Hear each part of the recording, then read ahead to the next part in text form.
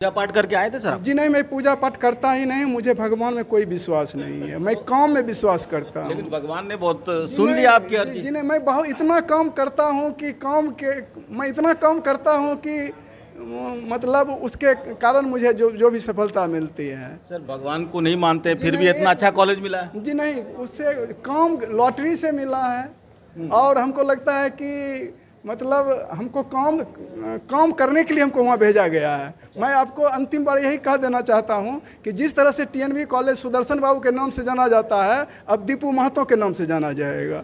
कौन सा कॉलेज आपको पसंद आ रहा था? नहीं, हमको टीएनबी छोड़कर दूसरा कोई पसंद ही आ नहीं रहा था।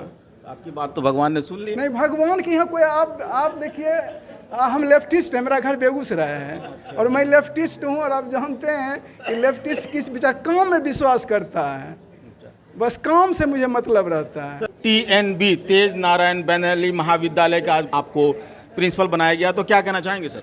इस संदर्भ में हम कहना, सबसे पहले तो हम अपने माननीय कुलपति महोदय और रजिस्ट्रार महोदय तथा चांसलर महोदय के द्वारा प्रतिनियुक्त जो प्रतिनिधि थे उनको मैं उनके प्रति आभार व्यक्त करना चाहता हूं कि उन्होंने बड़ी निष्पक्षता के साथ लॉटरी सिस्टम के द्वारा प्रिंसिपल का बहाली किया है। और जहां तक काम करने का सवाल है, मैं लगभग 20 वर्ष मारवाड़ी कॉलेज में रह चुका हूं, कई एनएसएस कोऑर्डिनेटर यूनिवर्सिटी का रह चुका हूं और कितना अच्छा मैं काम करता हूं सब लोग देख चुके हैं। जिस तरह से टीएनबी कॉलेज सुदर्शन बाबू के नाम से जाना जाता था, तो मुझे पूरा विश्वास है कि यह दीपू महतो के नाम से जाना जाएगा। प्रोफेसर साहब क्या डेवलपमेंट करने जा रहे हैं टीएनबी कॉलेज में? और सबसे पहले तो वहाँ ज्वाइन करने के बाद वहाँ की समस्या को देखा जाएगा और फिर समस्या के अध्ययन करके सारी स्थिति पर विचार करके ही उसका विकास किया जा सकता है। अभी तो बिना ज्वाइन किए हुए और वहाँ गए कुछ बताना मुश्किल है। रिपोर्टेड कॉलेज है बिहार का टीएनबी कॉलेज, तो और चुनौतियां भी हैं, तो उसको कैसे निपटेंगे आप?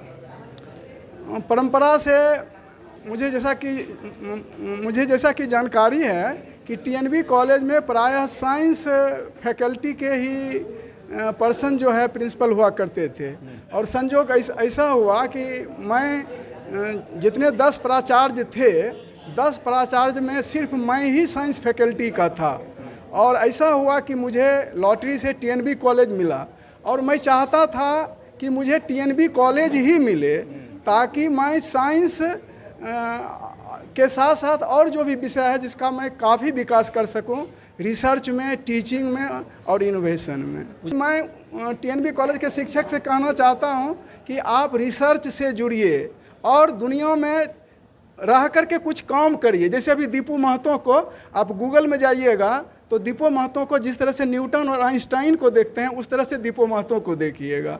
मेरे 100 से ज़्यादा रिसर्च पेपर हैं। मेरा कम से कम मेरे अंदर 10 हम पीएचडी करा चुके हैं और उसके बाद कम से कम 50-60 नेशनल कॉन्फ्रेंस अटेंड कर चुके हैं, यूजीसी प्रोजेक्ट कर चुके हैं और अभी इंजीनियरिंग कॉलेज भागलपुर में है, वहाँ पर भी मुझे लगता है कि मेरा आज ही शायद नोटिफिकेशन कहीं प्रिंसिपल हो नहीं जाए। प्रोफेसर साहब आप वाइस चांसलर साहब से लड़ गए, मैंने देखा कि जी नहीं, वाइस चांसलर साहब से मैं लड़ नहीं रहा था, हम उनसे रिक्वेस्ट कर रहा था। मेरी बोली ही इस तरह का है कि मैं थोड़ा ऊंची आवाज़ में बोलता हूँ, मैं उनसे रिक्वेस्ट कर रहा था, लड़ उनसे नहीं रहा था। सॉरी सर, न्यूज़ 21 चैनल से बात करने के बहुत बहुत शुक्रिया आपका। Thank you.